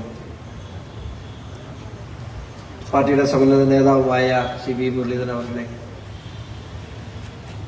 വേദിയിലും സദസ്സിലുമുള്ള ബഹുമാനീയരെ സഹപ്രവർത്തകരെ, വളരെ യാദൃശ്ചികമായിട്ടാണ് ഞാൻ ഇന്ന് ഈ യോഗത്തിൽ പങ്കെടുക്കുന്നത്. ഇന്ന് 3 മണിയായപ്പോൾ ഞാൻ ജില്ലാ പ്രസിഡന്റ് വിളിച്ചപ്പോൾ പരിപാടി നടക്കുന്നതായിട്ട് അറിഞ്ഞു. അങ്ങനെ യാദൃശ്ചികമായി ഇവിടെ എത്തിയതാണ്. ഞാൻ ഇന്നുവരെ കണ്ടിട്ടില്ലാത്ത, എന്നാൽ ധാരാളം കേട്ടിട്ടുള്ള ശ്രീ രഞ്ജിത്തേട്ടൻ എൻ്റെ ഏറ്റവും അടുത്തൊരു സുഹൃത്തിന്റെ വളരെ വേണ്ടപ്പെട്ട അടുത്ത സുഹൃത്തായിരുന്നു രഞ്ജിത്തേട്ടൻ. ഞാൻ ഇവിടെ നിൽക്കുമ്പോ എനിക്ക് ഉറപ്പിച്ച് പറയാൻ കഴിയും, ഇന്ന് അദ്ദേഹമാണെങ്കിൽ ഇന്ന് കേരളം പോകുന്ന ഈ സാഹചര്യം മുമ്പോട്ട് കൂടിയാൽ നാളെ നമ്മൾ ഓരോരുത്തരുമായിരിക്കും എന്നുള്ള കാര്യത്തിൽ യാതൊരു സംശയവുമില്ല. ഇവിടെ മുരളീധരൻ സൂചിപ്പിച്ചു, ഈ ഇസ്ലാമിക തീവ്രവാദ സംഘടനകളെ ഏറെ അടുത്തു മനസ്സിലാക്കിയ ഒരു വ്യക്തി ആണ് ഞാൻ. അത് ഞാൻ ഈരാറ്റുപേട്ടക്കാരനായതുകൊണ്ട് മാത്രമല്ല, 2016 തെരഞ്ഞെടുപ്പിൽ രഞ്ജിത്തേട്ടന്റെ ഉൾപ്പെടെയുള്ള മരണത്തിന് കാരണക്കാരായ SDP-യുടെ പിന്തുണയോടുകൂടി ഒരു തെരഞ്ഞെടുപ്പിൽ മത്സരിച്ച വ്യക്തിയാണ് ഞാൻ. ഏറെ കുറ്റബോധത്തോടുകൂടി തന്നെ പറയട്ടെ, 2 വർഷക്കാലത്തിനുള്ളിൽ നിങ്ങളുടെ നിലപാടുകൾ ശരിയല്ല എന്ന് പറഞ്ഞതിന്റെ പേരിൽ 2021 തെരഞ്ഞെടുപ്പിൽ വളരെ ആസൂത്രിതമായി പൂഞ്ഞാറ നിയോജകമണ്ഡലത്തിലുള്ള 28,000 ഇസ്ലാം വോട്ടുകളും PC ജോർജിനെതിരായി സമാഹരിച്ച്, പ്രത്യേകിച്ച് ഇലക്ഷന്റെ തലേദിവസം ഒരു പ്രൈവറ്റ് സർവേ നടത്തി. ആ സർവേയിലൂടെ PC ജോർജിനെതിരായി ഒരുമിച്ച് വോട്ട് ചെയ്യാൻ, അതിനകത്ത് ഇടതുപക്ഷമില്ല, വലതുപക്ഷമില്ല, CPM ഇല്ല, കോൺഗ്രസ് ഇല്ല, ലീഗ് ഇല്ല, കേരള കോൺഗ്രസ് ഇല്ല, മുഴുവൻ ഇസ്ലാം വോട്ടുകളും ഒരുമിച്ച് ഒരൊറ്റ വ്യക്തിക്ക് കൊടുത്തുകൊണ്ടാണ് 2021 PC ജോർജിനെ പരാജയപ്പെടുത്തിയത്. അത് കേരള രാഷ്ട്രീയത്തിലേക്കുള്ള ഒരു ദിശയായിരുന്നു, ഒരു സൂചനയായിരുന്നു. 2021 ശേഷം നിങ്ങൾ എടുത്തു പരിശോധിച്ചാൽ മനസ്സിലാകും, കേരളത്തിന്റെ ഇടത് വലത് മുന്നണികൾ ഏതെങ്കിലും ഒരു ജനപ്രതിനിധി ഏതെങ്കിലും ഒരു ഇസ്ലാമിക വർഗീയ സംഘടനകൾക്കെതിരെയോ തീവ്രവാദ സംഘടനകൾക്കെതിരെയോ വാ തുറക്കാൻ തയ്യാറായിട്ടില്ല. കാരണം അത് അവർ കൊടുത്ത ഒരു മുന്നറിയിപ്പായിരുന്നു. ഇവിടെ പാലക്കാട് തെരഞ്ഞെടുപ്പ് നമുക്കെല്ലാം അറിയാം. നമ്മുടെ ആളുകൾക്കൊക്കെ ഇപ്പോഴും ഒന്ന് വിഷമത്തോടുകൂടി ഓർക്കുന്ന ഒരു കാര്യമാണ്. ആ പാലക്കാട് തെരഞ്ഞെടുപ്പിൽ ഭാരതീയ ജനതാ പാർട്ടി പരാജയം ഏറ്റുവാങ്ങി. ഞാൻ ആ പരാജയത്തെ അഭിമാനത്തോടുകൂടി കാണുകയാണ്. ആ നിയോജകമണ്ഡലത്തിൽ 44,000-ഓളം ഇസ്ലാം വോട്ടുകൾ ഉണ്ടായി.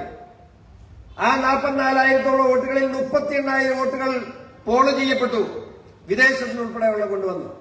ഞാൻ ആ നാട്ടിൽ പ്രചരണത്തിന് പോയിട്ടുണ്ട്, നിങ്ങൾ പലരും അവിടെ വന്നിട്ടുണ്ടാകാം.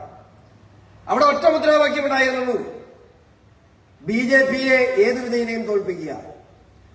BJP തോറ്റില്ല എങ്കിൽ, അവിടെ ഏതെങ്കിലും സാഹചര്യത്തിൽ BJP ജയിക്കുന്ന സാഹചര്യം ഉണ്ടായാൽ നമ്മൾ ഇവിടെ വലിയ പ്രതിസന്ധിയിലേക്ക് ഇസ്ലാം സമൂഹം പോകും. ആ ഒരൊറ്റ പ്രചരണമാണ് ഇടതുപക്ഷ ജനാധിപത്യ മുന്നണിയും കോൺഗ്രസ് പാർട്ടിയും അവിടെ നടത്തിയത്. അങ്ങനെ 38,000 വോട്ടും അവിടെ ജയിക്കാൻ സാധ്യതയുള്ള സ്ഥാനാർത്ഥി, അല്ലെങ്കിൽ BJP-യുമായി നേരിട്ട് മത്സരിക്കുന്ന സ്ഥാനാർത്ഥി എന്ന നിലയിൽ UDF-ന്റെ സ്ഥാനാർത്ഥിക്ക് അനുകൂലമായി വോട്ട് കിട്ടി. ബാക്കി ആകപ്പാടെ UDF-ന്റെ സ്ഥാനാർത്ഥിക്ക് ബാക്കി കിട്ടിയത് 14,000 വോട്ടാണ്. ഈ 38,000 കഴിഞ്ഞാൽ UDF-ന്റെ സ്ഥാനാർത്ഥിക്ക് ഇതര സമുദായങ്ങളിൽ നിന്നും കിട്ടിയ വോട്ട് 16,000 വോട്ടാണ്. അവിടെ BJP പരാജയപ്പെട്ടു. പക്ഷേ ഒരു പൊളിറ്റിക്കൽ ഇസ്ലാമിലെ നാളത്തെ കേരളത്തിന്റെ രാഷ്ട്രീയത്തിൽ സംഭവിക്കാൻ പോകുന്ന വലിയൊരു ദോഷത്തെ കേരള സമൂഹത്തിന് മുമ്പിൽ തുറന്നു കാട്ടുവാൻ പാലക്കാടിന്റെ വിധി BJP-ക്ക് ഗുണകരമായി എന്ന് ഞാൻ പറയുന്നു. അടുത്ത 1.5 വർഷക്കാലം ഇന്ന് ഇവിടെ രഞ്ജിത്ത് ശ്രീനിവാസന്റെ ഓർമ്മയ്ക്ക് മുമ്പിൽ നിന്ന് നമ്മൾ പ്രതിജ്ഞയെടുക്കണം. ഇത് ഈ നാടിനെ കവർന്നു തിന്നുന്ന ഈ വിപത്തിനെതിരെ വലിയ രാഷ്ട്രീയ പ്രചരണം തുടങ്ങേണ്ട ഉത്തരവാദിത്വം എന്റെ മുമ്പിലിരിക്കുന്ന നിങ്ങൾ ഓരോരുത്തർക്കുമുണ്ട്. ഈ രക്തസാക്ഷിക്ക് മുമ്പിൽ നാളെ ഇത് ആവർത്തിക്കപ്പെടാതിരിക്കാൻ, കേരളം മറ്റൊരു സിറിയയായി മാറാതിരിക്കുവാൻ ഈ പൊതുസമൂഹത്തിനോട് ഇത് വിളിച്ചു പറയേണ്ട കടമ നമുക്കുണ്ട്. ഇവിടെ മുരളീധരൻ സൂചിപ്പിച്ചു, ഇവിടെ കേരളത്തിലെ അടുത്ത കാലത്ത് ഇവർ രണ്ടുപേരും ഒരുമിച്ച് പാസ്സായ പ്രമേയങ്ങൾ നിങ്ങൾ മനസ്സിലാക്കണം. എന്താ? ഒന്ന്, ബാംഗ്ലൂർ സ്ഫോടന കേസിലും ആലുവ ബസ് കത്തിക്കൽ കേസിലും പ്രതിയായ മദനിയെ മോചിപ്പിക്കണം. ഒരുമിച്ച് പ്രമേയം പാസ്സാക്കി.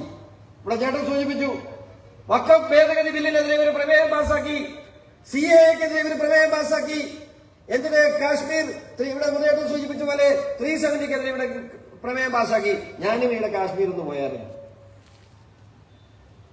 ചിമുങ്ങല അനങ്ങാൻ പറ്റിയല്ല, നോക്കിയ വിവരം അറിയും. അതാണ് ഇന്ന് കാശ്മീരിലെ അവസ്ഥ. സമാധാനപരമായി കാശ്മീരിൽ നിന്ന് ഉറങ്ങുന്നു. കേരളത്തിൽ ദൈവത്തിന്റെ സ്വന്തം നാടെന്ന് നമ്മൾ വീമ്പ് പറയുന്ന കേരള സംസ്ഥാനത്തേക്ക് 2022-23 കാലഘട്ടത്തിൽ 1,80,00,000 പേര് ടൂറിസ്റ്റുകളായി എത്തിയെങ്കിൽ ഇന്ന് നരേന്ദ്രമോദിയുടെ കീഴിൽ ആർട്ടിക്കിൾ 370 റദ്ദ് ചെയ്ത കാശ്മീരിലേക്ക് കഴിഞ്ഞ വർഷം ഒഴുകിയെത്തിയത് 1,98,00,000 വിദേശ പൗരന്മാരാണ്. ഇവിടെ CAA വന്നു. ആ CAAക്കെതിരെ നടന്ന പ്രചരണങ്ങൾ നിങ്ങൾക്കറിയാം. ഞാനൊക്കെ അതിനകത്ത് പങ്കാളിയായവരാണ്. എന്താണ് നരേന്ദ്രമോദി സർക്കാർ കൊണ്ടുവരുന്ന ഓരോ നിയമവും ഈ നാട്ടിലെ സാധാരണക്കാർക്കെതിരായ, ഈ നാട്ടിലെ ന്യൂനപക്ഷങ്ങൾക്കെതിരായിട്ടുള്ള നിയമങ്ങളായി ഈ നാട്ടിൽ ചിത്രീകരിക്കപ്പെട്ടു. ഞാനും അത് വിശ്വസിച്ചിട്ടുണ്ട്. കാരണം ഈ ഗുജറാത്തിൽ നിന്നും വരുന്ന ഈ ഭീകരൻ ഇന്ത്യ വിഴുങ്ങി ഇവിടെയുള്ള മതന്യൂനപക്ഷങ്ങളെ, പ്രത്യേകിച്ച് ക്രിസ്ത്യാനിയും മുസ്ലിമിനെയും കൊന്നൊടുക്കാൻ വരുന്ന ഭീകരനാണ് എന്ന് തന്നെ ഉള്ള പ്രചരണത്തിൽ ഈ നാട്ടിലെ ഏതൊരു ന്യൂനപക്ഷക്കാരനെ പോലെയും കുറച്ചൊക്കെ വിശ്വസിച്ച ആളാണ്. സത്യം, കുറച്ചൊക്കെ വിശ്വസിച്ച ആളാണ്.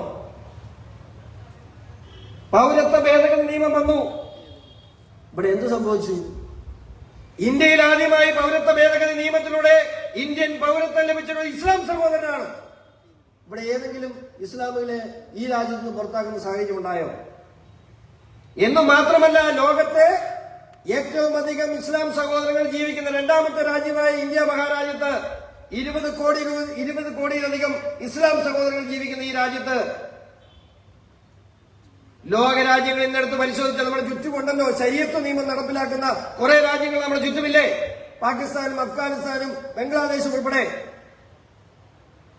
ഞാൻ ഇന്നൊരു BJP-കാരൻ എന്ന നിലയിൽ, ഭാരതീയ ജനതാ പാർട്ടിയുടെ പ്രവർത്തകൻ എന്ന നിലയിൽ ഞാൻ അഭിമാനത്തോടുകൂടി പറയട്ടെ, ഇന്ന് ലോകരാജ്യങ്ങളിൽ ഇസ്ലാം സഹോദരങ്ങൾ സമാധാനകരമായി കിടന്നുറങ്ങുന്ന രാജ്യം നരേന്ദ്രമോദി ഭരിക്കുന്ന ഭാരതമാണ്. അപ്പൊ അത് സഹിക്കുന്നില്ല. ഏത് വിധേനയും ഞാൻ ഇന്നലെ എന്റെ വണ്ടി സർവീസിന് കൊടുത്തപ്പോ എനിക്ക് അങ്ങോട്ടേക്ക് സർവീസ് സെന്ററിലോട്ട് പോകാൻ മാർഗമില്ലാതെ ഞാനൊരു യൂബർ എടുത്തു. ആ യൂബറിലെത്തിയപ്പോ ആ ചെറുപ്പക്കാരൻ, ഒരു അഫ്സൽ എന്ന് പറയുന്ന ഒരു ചെറുപ്പക്കാരൻ, ഒരു മുസ്ലിം സഹോദരനാണ് ഈ യൂബറുമായി വന്നത്. സ്വാഭാവികമായി നമ്മള് വണ്ടിയെ കയറുമ്പോൾ വണ്ടിയിലിരിക്കുന്ന ആളോട് സംസാരിക്കും. ഈ കണ്ണാടിക്കൂടെ നോക്കിയപ്പോൾ ചേട്ടനെ എവിടെയോ കണ്ടിട്ടുണ്ടല്ലോ എന്ന് പറഞ്ഞു. ഞാൻ പറഞ്ഞു, ഞാനിങ്ങനെ ഫോൺ, ആ PC ജോർജ് സാറിന്റെ മകനല്ലേ? അതെ, ഞാൻ കണ്ടിട്ടുണ്ട് ചേട്ടനെ, അവിടെ ഇവിടെയൊക്കെ കണ്ടിട്ടുണ്ട്, സന്തോഷം. അപ്പോ ഞാൻ പറഞ്ഞു, എവിടെയാ വീട്? മലപ്പുറത്താണ്. അപ്പൊ ഞാൻ പറഞ്ഞു, ഈ ലീഗിന്റെ സ്വാധീനം ഇച്ചിരി അവിടെ കുറഞ്ഞല്ലേ? അപ്പൊ ആർക്കാണ് കൂടുതൽ സ്വാധീനം ഉണ്ടായത്? ഈ SDP-ക്കും ജമാഅത്ത് ഇസ്ലാമിക്കാണോ? എന്നെ പൊന്നിയേട്ട ഇവന്മാരെ ഞങ്ങളുടെ നാട്ടിൽ കെട്ടിയല്ല. അപ്പൊ ആ ചെറുപ്പക്കാരൻ പറഞ്ഞ കാര്യമാണ്, ഈ ഞങ്ങളുടെ നാട്ടിൽ ഇവന്മാരെ കെട്ടിയല്ല. അവിടെ ബാക്കി ഇതര സംഘടനകളൊക്കെ ഉണ്ട്, പക്ഷേ ഞങ്ങളുടെ നാട്ടിൽ ഇവന്മാരെ കെട്ടിയല്ല. പക്ഷെ ഇവന്മാര് കായംകുളത്തുണ്ട്, ഇവന്മാർ ആലപ്പുഴയിലുണ്ട്, ഇവരുടെ ഇരാറ്റുപേട്ടയിലുണ്ട്, ഇവര് പത്തനംതിട്ടയിലുണ്ട്. എന്താണ്? ഇസ്ലാം മതവിഭാഗം കുറവുള്ള മൈനോറിറ്റിയായ സ്ഥലങ്ങളിൽ അവർ വലിയ പ്രചരണം നടത്തുന്നു, ഞങ്ങൾ സുരക്ഷിതരല്ല. ഇരാറ്റുപേട്ടയിൽ വലിയ രീതിയിൽ SIP ഉണ്ട്. എന്താണ്? ഇരാറ്റുപേട്ടയ്ക്ക് ചുറ്റും കിടക്കുന്ന ഇതര സമുദായങ്ങളാണ്. അപ്പൊ അവിടെ കുത്തിത്തിരിപ്പുണ്ടാക്കിയാണ് ഇവർ പാർട്ടി നടത്തുന്നത്. എന്നാൽ ഇസ്ലാം സഹോദരങ്ങൾ 98% ജീവിക്കുന്ന മലപ്പുറത്തും കോഴിക്കോടും താരതമ്യേന SDPI ഉൾപ്പെടെയുള്ള തീവ്രവാദ സംഘടനകൾ ദുർബലമാണ്. നമ്മൾ മനസ്സിലാക്കണം. ആലപ്പുഴയിലുണ്ട്, അവലും മലരും മുന്തിരിക്കൊക്കെ പോയിട്ടുണ്ട്. അത് നന്നായിട്ട് പുകയുന്നുണ്ട് എന്ന് ഇവന്മാരൊന്ന് മനസ്സിലാക്കിയാൽ നല്ലതാണ്. ഇവന്മാരന്ന് വിതച്ച, ഇവന്മാരന്ന് മുദ്രാവാക്യം വിളിച്ച അവനും മലനും കുന്തിരിക്കുമൊക്കെ നന്നായിട്ട് പുകയുന്നുണ്ട്, ഞങ്ങൾ പുകയ്ക്കുന്നുണ്ട് എന്ന് ഇവന്മാർ മനസ്സിലാക്കിയാൽ നല്ലതാണ്. ഒരു കാര്യം തീർത്തു പറയാം, ഈ നാട്ടിൽ നിങ്ങൾ ഇടത് വലത് മുന്നണികൾ പാലും പഴവും കൊടുത്ത് വളർത്തുന്ന ഈ തീവ്രവാദം നിങ്ങളുടെ കൈക്ക് കൊത്താൻ കാലതാമസമില്ല എന്ന് സ്വയം ശക്തരായി എന്ന് ഇവർക്ക് തോന്നുന്ന ഈ പൊളിറ്റിക്കൽ ഇസ്ലാമിന് തോന്നുന്ന നിമിഷം അവർ ഒരുമിക്കും. അവർ ഒരുമിക്കുമ്പോ പിണറായി വിജയനും കാണുകയില്ല, VD സതീശനും കാണുകയില്ല. ഇപ്പൊ വഖഫ് ഭേദഗതി നിയമത്തിനെതിരായി മുനമ്പത്ത് വന്ന് മുരളിയേട്ടൻ സന്ദർശിച്ചതിന്റെ പിറ്റേ ദിവസം വീണ്ടും VD സതീശനോട് വന്നു. ഞങ്ങളുടെ എല്ലാ പിന്തുണയും മുനമ്പം ജനതയ്ക്കാണ്. അതിന്റെ പിറ്റേ ദിവസം തിരുവനന്തപുരത്ത് അദ്ദേഹം എത്തിയ താമസം അവിടെ നിന്നും KM ഷാജി പറഞ്ഞു, അത് പ്രതിപക്ഷ നേതാവിന്റെ മാത്രം അഭിപ്രായമാണ്. ഈ പ്രതിപക്ഷ നേതാവ് എന്ന് പറയുന്നത് പ്രതിപക്ഷത്തിന്റെ നേതാവെന്നാണ് ഞങ്ങളൊക്കെ കേട്ടിട്ടുള്ളത്. അങ്ങനെ പ്രതിപക്ഷ നേതാവിന്റെ അഭിപ്രായം വ്യക്തിപരമാണ് എന്ന് കേൾക്കുന്ന കേരള ചരിത്രത്തിൽ ആദ്യത്തെ സംഭവമാണ് മുനമ്പം വിഷയത്തിൽ മുസ്ലിം ലീഗ് നിലപാട് സ്വീകരിച്ചത്. പിറ്റേ ദിവസം എന്താ പ്രതിപക്ഷ നേതാവ് പറഞ്ഞത്? ഞാന് ലീഗുമായിട്ട് തർക്കത്തിനില്ല എന്ന് പറഞ്ഞാൽ മുസ്ലിം ലീഗിന്റെ നിലപാടിന് അംഗീകരിച്ചു എന്ന് വേണം നമുക്ക് കരുതാൻ. അങ്ങനെ ഈ നാടിനെ അടിയറ വയ്ക്കുക ശരിയാണ്. പോപ്പുലേഷൻ വൈസത്തിന് കൂടിപ്പോകുന്നുണ്ട്, അതാണ് പ്രശ്നം. ഇപ്പോ ഇടതുപക്ഷ ജനാധിപത്യ മുന്നണിക്കും വലതുപക്ഷ ജനാധിപത്യ മുന്നണിക്കും ഇപ്പോ ഈ പ്രീണനത്തോടെ മാത്രമേ ഇനി അധികാരത്തിൽ വരാൻ കഴിയൂ. ഇവിടെ മറുവശത്ത് BJP ഒരു ശക്തിയായി വളർന്നുകൊണ്ടിരിക്കുന്നു. ഈ ശക്തിയെ കൂടെ നിർത്തേണ്ടവർ മാത്രമേ ഇനി അധികാരത്തിൽ വരാൻ കഴിയൂ എന്നുള്ള നിർബന്ധത്തിൽ എന്ന ധാരണയിൽ മാറി മാറി പ്രീണനം നടത്തിക്കൊണ്ടിരിക്കുകയാണ്. കഴിഞ്ഞ ദിവസം ബഹുമാനപ്പെട്ട മുഖ്യമന്ത്രിയുടെ ഒരു ഫേസ്ബുക്ക് പോസ്റ്റ് ലജ്ജ തോന്നി. ഇവിടെ ചേട്ടൻ സൂചിപ്പിച്ചു, പാലസ്തീനില് സ്ത്രീകളും കുട്ടികളൊക്കെ രക്തത്തെ കുറിച്ച് നിൽക്കുന്നത് കാണുമ്പോൾ കുളിരൊന്നും നമുക്ക് വരാറില്ല. നമ്മൾ മനുഷ്യരാണ്. സ്ത്രീകളും കുട്ടികളും ബോംബ് സ്ഫോടനത്തിലും കെട്ടിടം തകർന്നൊക്കെ നിൽക്കുന്നത് കാണുമ്പോൾ നമുക്കും വലിയ ബുദ്ധിമുട്ടുണ്ട്. അത് ഇസ്രായേലാണെങ്കിലും പാലസ്തീനാണെങ്കിലും നമുക്ക് ബുദ്ധിമുട്ടുണ്ട്. പക്ഷെ ഇവിടെ ചിലർക്ക് ഈ പാലസ്തീനിലെ രക്തം കാണുമ്പോഴേ ചോര വിളക്കുള്ളൂ. പാലസ്തീന് മാത്രമേ ഇവർക്ക് വിഷമമുള്ളൂ. തൊട്ടടുത്ത രാജ്യത്ത് നമ്മുടെ ബംഗ്ലാദേശിൽ അവിടം വരെ ഒന്നും പോകണ്ട, 16,000 കിലോമീറ്റർ ഒന്നും പോകണ്ട. നമ്മുടെ രാജ്യത്തോട് ചേർന്ന ഭാരതത്തിന്റെ പുത്രന്മാരായ ബംഗ്ലാദേശ് നമ്മുടെ സഹോദരന്മാർ, അവിടെയും ഈ പീഡനം നടക്കുന്നില്ലേ? അവിടുത്തെ വാർത്തകൾ പുറത്തു വന്നിട്ടില്ലേ? മുഖ്യമന്ത്രിക്കൊന്ന് സഹതപിക്കാൻ മേലെ. അവിടേക്ക് പ്രമേയമില്ല, നിയമസഭയിൽ അനുശോചനമില്ല. പാലസ്തീനിൽ നിന്നും ഹമാസ് ഹിസ്ബുള്ള നേതാവിനെ കോഴിക്കോടെത്തി പ്രസംഗിപ്പിക്കാൻ ധൈര്യം കാണിച്ചിരിക്കുന്നു. ഇവനൊക്കെ പിടിച്ച് അകത്തിടണം. ഇനി ഇത് അനുവദിച്ചുകൂടാ. ഇസ്ലാമിക ഭീകര സംഘടനകളല്ല, രാജ്യവിരുദ്ധ സംഘടനകളാണിത്. ആ രാജ്യവിരുദ്ധ സംഘടനകളെ ഇനി മുമ്പോട്ട് ചലിക്കാൻ അനുവദിക്കില്ല.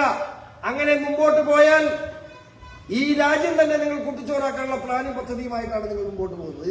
ഈ രാജ്യം ഭരിക്കുന്ന നരേന്ദ്രമോദിയാണ്. ഈ രക്തസാക്ഷിയുടെ മുമ്പിൽ, ഈ ബലിദാനിയുടെ മുമ്പിൽ നിന്നുകൊണ്ട് നമുക്ക് പ്രതിജ്ഞയെടുക്കണം. ഇത് ഇവിടെ നിന്ന് അങ്ങോട്ട് ഈ രാജ്യത്തെ, പ്രത്യേകിച്ച് കേരളത്തെ ഇത് പറഞ്ഞ് ബോധ്യപ്പെടുത്തുവാനുള്ള, ഇപ്പോഴും ഞാൻ പലപ്പോഴും പറയും, ഇവിടെ നമുക്ക് പലർക്കും നേരം വെളുത്തിട്ടില്ല. മതേതരത്വത്തിന്റെ പാതയിലാണ്. ആ മതേതരത്വം ഈ നാട്ടിൽ നഷ്ടപ്പെട്ടിട്ട് 2 പതിറ്റാണ്ടായി. അത് നമ്മൾ മനസ്സിലാക്കുന്നില്ല. അതിലുപരി ഇവിടെ ഒരു പൊതുസമൂഹം, ഒരു നിഷ്പക്ഷ സമൂഹം ഇപ്പോഴും കോൺഗ്രസിന്റെ കപട മതേതരത്വത്തെ, ഇടതുപക്ഷ ജനാധിപത്യ മുന്നണിയുടെ കപട മതേതരത്വത്തെ വിശ്വസിക്കുന്ന ഒരു സമൂഹം ഇപ്പോഴും ഇവിടെയുണ്ട്. അവിടെ കാര്യം പറഞ്ഞ് മനസ്സിലാക്കാൻ, നിങ്ങൾക്ക് നേരം വിളക്കണമെന്ന് പറഞ്ഞ് മനസ്സിലാക്കുവാൻ ഈ മതേതരത്വത്തെ, ഇവരുടെ മതേതരത്വത്തിന് മതേതരത്വം എന്നേ പറയാൻ കഴിയുള്ളൂ. ഈ മതേതരത്വത്തെ ജനങ്ങളെ പറഞ്ഞ് ബോധ്യപ്പെടുത്തി ഈ ബലിദാനിയുടെ സ്മരണയ്ക്ക് മുമ്പിൽ ആ വലിയ കർത്തവ്യം നിർവഹിക്കുവാൻ നമുക്ക് ഓരോരുത്തർക്കും കടമയുണ്ട് എന്ന് മാത്രം പറഞ്ഞുകൊണ്ട് നിർത്തട്ടെ. നന്ദി, നമസ്കാരം. യോഗത്തിന് കൃതജ്ഞത രേഖപ്പെടുത്തുന്നതിന് വേണ്ടി ജില്ലാ ജനറൽ സെക്രട്ടറി അരുൺ അനിരുദ്ധനെ ആദരപൂർവ്വം ക്ഷണിക്കുന്നു.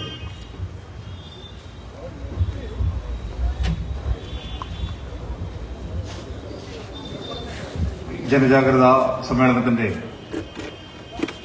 ആദരണീയനായിട്ടുള്ള അധ്യക്ഷൻ, പാർട്ടിയുടെ ജില്ലാ അധ്യക്ഷൻ ശ്രീ MP ഗോപകുമാർജി, അദ്ദേഹത്തിന് ഈ സമ്മേളനത്തിന്റെ പേരിലുള്ള നന്ദി അറിയിച്ചുകൊള്ളുകയാണ്.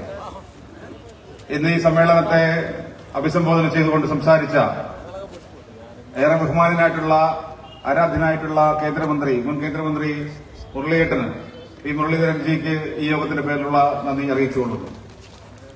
അതോടൊപ്പം തന്നെ ഇന്ന് ഈ യോഗത്തില് സംബന്ധിച്ചുകൊണ്ട് ഈ പൊതുസമൂഹത്തോട് ഈ കേരള സമൂഹം നേരിടുന്ന പ്രതിസന്ധികളെക്കുറിച്ച് തുറന്നു പറഞ്ഞ OBC മോർച്ചയുടെ സംസ്ഥാന പ്രസിഡന്റ് ശ്രീ NB രാധാകൃഷ്ണൻജിക്ക് ഈ യോഗത്തിന്റെ പേരിലുള്ള നന്ദി അറിയിച്ചുകൊള്ളുകയാണ്. പാർട്ടിയുടെ സംസ്ഥാന സെക്രട്ടറി ആദരണീയനായിട്ടുള്ള അഡ്വക്കേറ്റ് പന്തളം പ്രതാപൻജിക്ക് ഈ യോഗത്തിന്റെ പേരിലുള്ള നന്ദി അറിയിച്ചുകൊള്ളുകയാണ്. ഈ യോഗത്തിൽ പങ്കെടുത്തുകൊണ്ടിരിക്കുന്ന പാർട്ടിയുടെ നാഷണൽ കൌൺസിൽ അംഗം, ഏറെ ആദരണീയനായിട്ടുള്ള വെളിയാകുളം പരമേശ്വരൻ ചേട്ടന് ഈ യോഗത്തിന്റെ പേരിലുള്ള നന്ദി അറിയിച്ചുകൊള്ളുന്നു. പാർട്ടിയുടെ മേഖലാ അധ്യക്ഷൻ ശ്രീ K സോമൻജിക്ക് ഈ യോഗത്തിന്റെ പേരിലുള്ള നന്ദി അറിയിച്ചുകൊള്ളുകയാണ്. ഏറെ ബഹുമാനനായിട്ടുള്ള ശ്രീ സന്ദീപ് വാചസ്പതി, അദ്ദേഹത്തിന് ഈ യോഗത്തിന്റെ പേരിലുള്ള നന്ദി അറിയിച്ചുകൊള്ളുന്നു. പാർട്ടിയുടെ സംസ്ഥാന സമിതി അംഗങ്ങളായിട്ടുള്ള ശ്രീ ഷോൺ ജോർജ്, ശ്രീ ബിപിൻ C ബാബു എന്നിവർക്ക് ഈ യോഗത്തിന്റെ പേരിലുള്ള നന്ദി അറിയിച്ചുകൊള്ളുകയാണ്. ഈ യോഗത്തിൽ പങ്കെടുത്തുകൊണ്ട് നമ്മോടൊപ്പം ഉണ്ടായിരുന്ന പാർട്ടിയുടെ സംസ്ഥാന സമിതി അംഗങ്ങൾ, കൌൺസിൽ അംഗങ്ങൾ, ജില്ലാ ഭാരവാഹികൾ അടക്കമുള്ള പാർട്ടിയുടെ മണ്ഡല ഭാരവാഹികൾ, ജില്ലാ കമ്മിറ്റി അംഗങ്ങൾ അടക്കമുള്ള എല്ലാ ആളുകൾക്കും ഒറ്റവാക്കിൽ നന്ദി അറിയിച്ചുകൊണ്ട് നിർത്തുകയാണ്. നന്ദി, നമസ്കാരം. വന്ദേ മാതരം. ഈ ജനജാഗരണ സദസ്സ് ഇവിടെ സമാപിക്കുന്നു. എല്ലാവർക്കും നമസ്കാരം, നന്ദി.